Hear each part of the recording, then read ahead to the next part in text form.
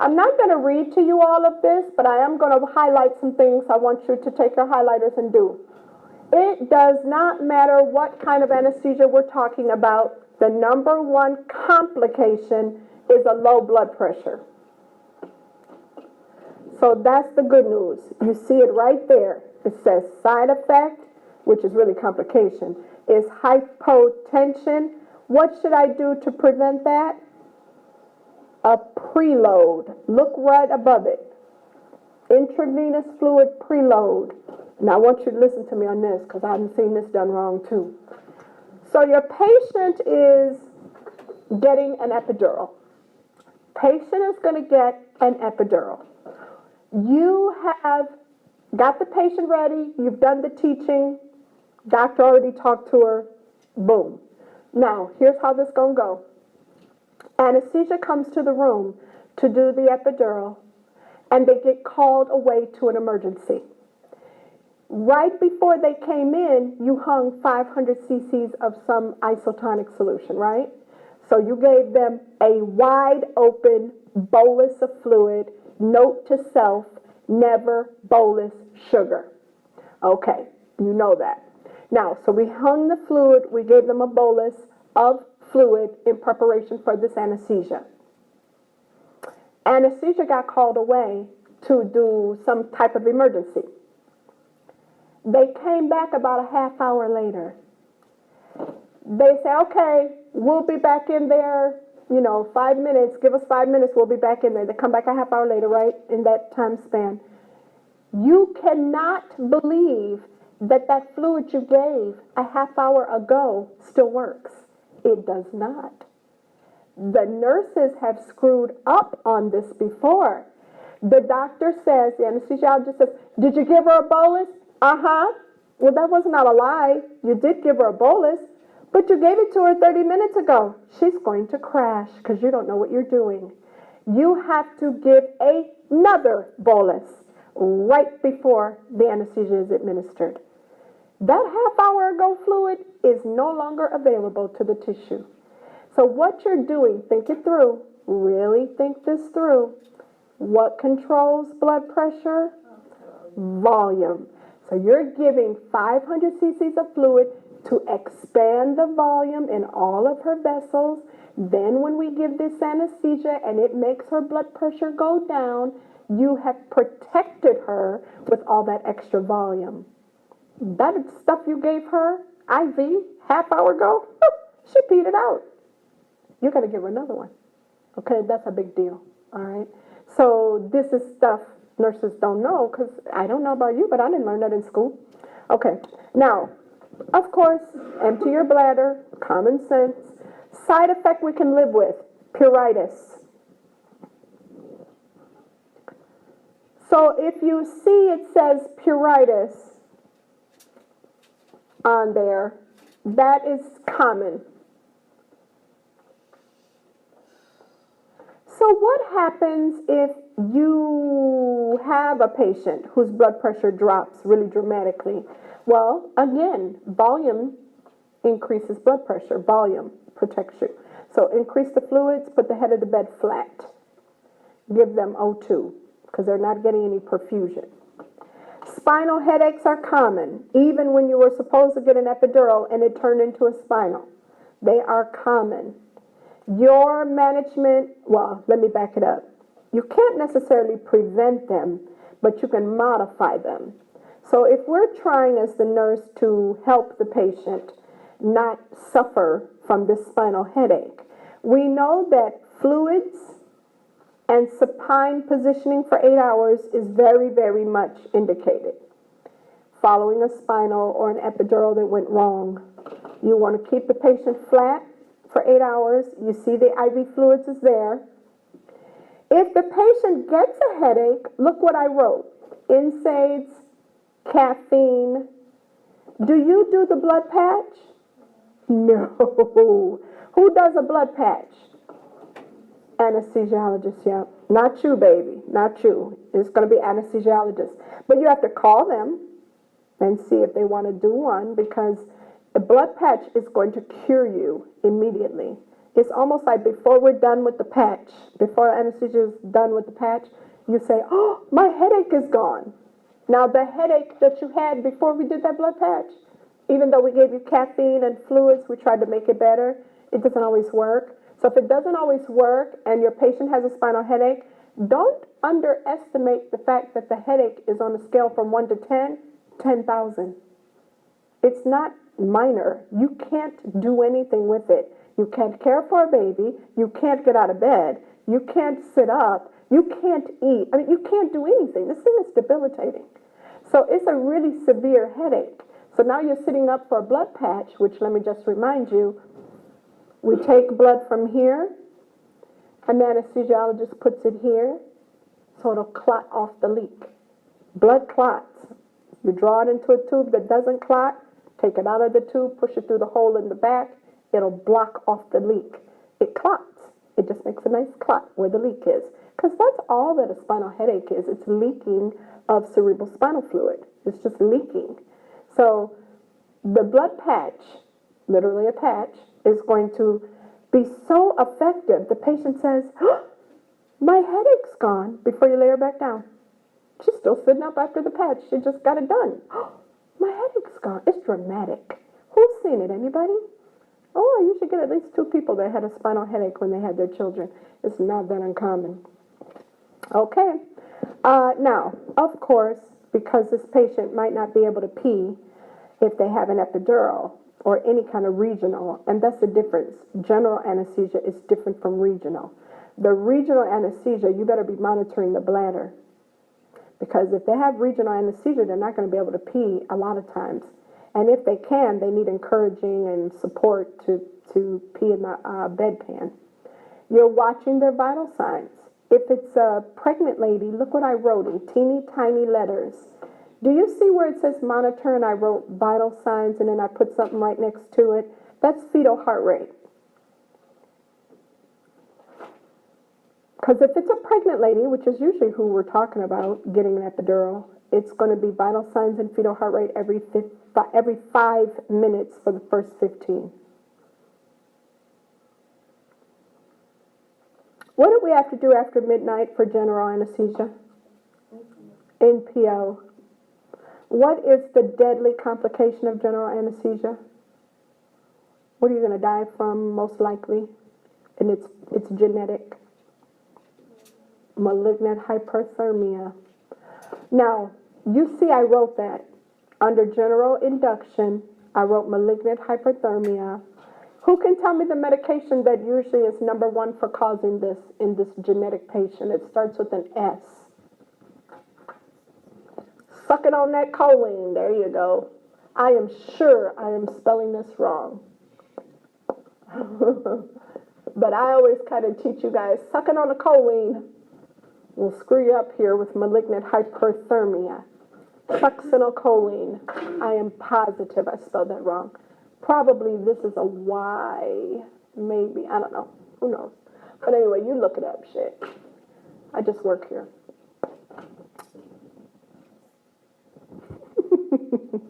Succinylcholine is the number 1 medication implicated in the patient who has malignant hyperthermia.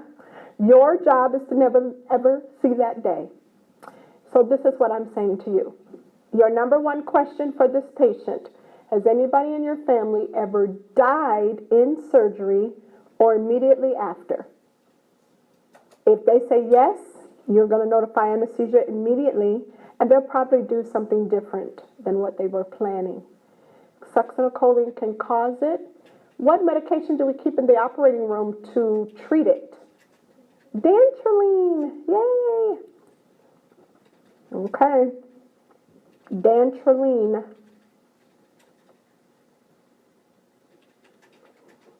All right, moving on.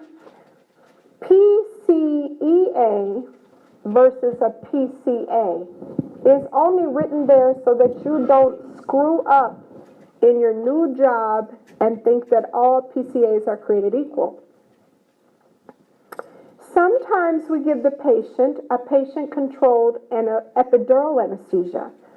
And this is where the nurse has done their rounds and they've done their assessment, and they're not going to look stupid when the anesthesiologist comes in the room and wants to pull it out. And here you looking like you ain't even know it was there. That is not a good look. So when you're assessing your patient on rounds, you are following all their lines to where they are in the body. This PCA is actually in her back. Don't forget that. This PCEA, the epidural, that's in her back. Don't assume it's part of her IV. No, it's not. It's in her back. And she still has a button. She still can push it. She's got the lockout. She's got all that. But it's in her back. Or his back. Depends on the surgery. Okay? Now, the PCA itself, you must have 2 nurses check this. 2 RNs must check this. And that's in capital letters. It's bold print. Children can have a PCA. You are checking the setting every 4 hours. We do not give Demerol in a PCA. If the patient can't push the button, then what the hell are they doing with a PCA? You might think that sounds like common sense. So let me give you 3 people that have had the button and couldn't push the button, but the anesthesiologist never bothered to figure that out. I had Down syndrome patients. They ain't got no business with no PCA. We have had, get this, suicidal ideation. Oh my God. What does a PCA look like that could kill them? It's got a long string. They could just choke their guts out with that. Why are we giving suicidal ideation patients PCAs? That's crazy. Alzheimer's patients has a PCA. Why? What in God's name are you doing that for? Your stroke patient with hemiplegia has a PCA with the IV on the affected side. I have seen it all. So if they can't push the button, they don't get the PCA. Now this is common sense, but it happens. Okay. PCAs are high alert drugs, everyone. So you're checking respirations a lot, aren't you? Let me ask you this question. You have a patient with a PCA, morphine PCA or Dilaudid, it doesn't matter. Just opioid of some sort.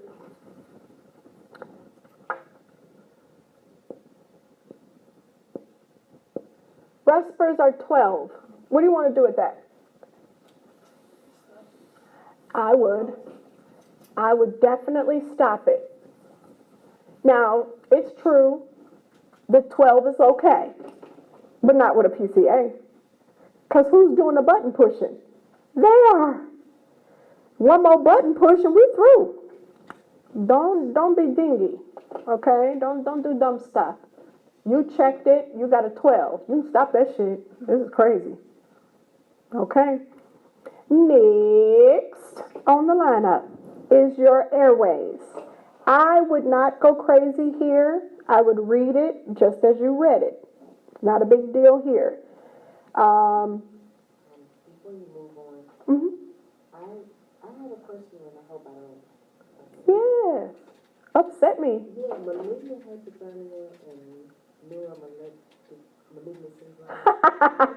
That's why you said you don't want to upset me, huh? Where is my belt? But dantrolene is the treatment for both, right? It is. So I can't. Well, let me correct that. Dantrolene is the treatment for malignant hyperthermia, and it is only the treatment for neuroleptic malignant syndrome if you have rhabdomyolysis. It's not normally something we give. You have to remember with neuroleptic malignant syndrome, we're actually giving an anticholinergic to treat that and hydration first. Okay, so that's a little different. And the part of the neuroleptic malignant syndrome that we're treating is the muscle rigidity if it leads to rhabdomyolysis. Because watch this. Everybody needs to understand this because this is actually a good question. I'm not even going to beat the baby. I'm not. But here, watch this. If I do this and never stop, In other words, if I contract this muscle and I never stop, I didn't get an anticholinergic in time, I didn't correct and reverse it with hydration, no, I was stiff, muscle rigidity, and it didn't stop, I'm going to break down that muscle. That muscle is made of protein. That protein is going to break down into nitrogenous waste. That's going to kill my kidneys. That kidney failure, that muscle rigidity, rhabdomyolysis is reversed with dantrolene. Because dantrolene itself is a muscle relaxer. Now, the confusing part comes in with malignant hyperthermia. Here's what you need to know about malignant hyperthermia. Even though we talk about it in infectious disease, you may not remember, you guys, but you do want to kind of put a little note to self. If you don't remember what we said, one of the things we said in infectious disease lecture is we said with this, your patient has a general, so they're kind of like not moving anything, so they couldn't really show you that their muscle rigidity. The only place you're going to see it is in their jaw. They're going to have it like they're going to do this. Right on the table, because the airway has not been compromised. They're going to do this. They're going to have a clenched jaw. By the way, internally, their muscles are contracted, and they are definitely breaking down protein, and they are definitely causing kidney issues, and they are definitely causing rhabdomyolysis. But you can't tell. But the muscle rigidity that you can pick up on is in the cheek, in the jaw. It's really stiff. That's a big deal. And you may see that early. The stiffness in the jaw, the tachycardia is early. The fever is late. The real high temperature of 110, that's late. That's late. People want to say it's first because the word says hyperthermia, but it's really late. The fever is late. Okay, you cuties, here we go. Trachs. You're almost at your break time here. Trach suctioning. Huge, huge, huge again, huge some more. If you look at what I wrote, you always have two, and I want you to write above it, obturators. Let me put that here. You always have two obturators. And probably I misspelled it. Who knows? Because if the trach comes out in the first 7 days of insertion, it's a medical emergency. And it's easier to put one in that's a size smaller. So if you look at the first line, it says always have two at the bedside with bag and mask rescue. This is often called an ambu bag. One slightly smaller in case of decannulation, and that decannulation is within 7 days. If you decannulate a year from now, I don't give a shit. Put it back in. Just put the damn thing back in. But if you decannulate the first 7 days, I care. This is a nightmare. Let me say one more thing about decannulation because it's a medical emergency. If the trach comes out after being placed in the first 7 days, you are going to use the ambu bag and you're going to bag the trach. This won't work, and I've seen nurses do it. You are not bagging the mouth. You are doing positive pressure ventilation on the trach, ambu bag, and you're doing it and screaming for help. And yes, you're screaming, okay? Help in room 9 now! You're screaming, okay, because it's a medical emergency. All right, now, every trach patient, the key to, let me write something else on the board, that's a big deal. The key to trachs is pulmonary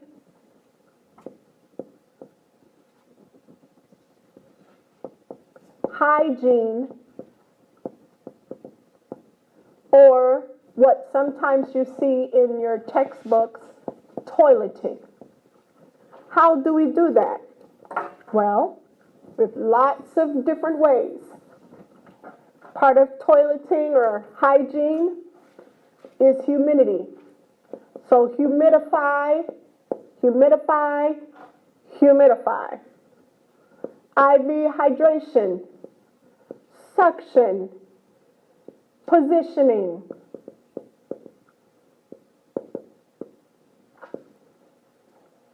Chest physiotherapy.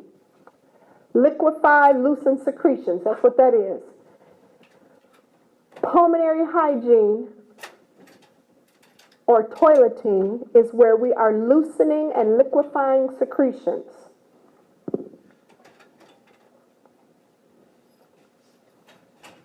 Never irrigate. If your patient has a cuff, suction only after deflating the cuff.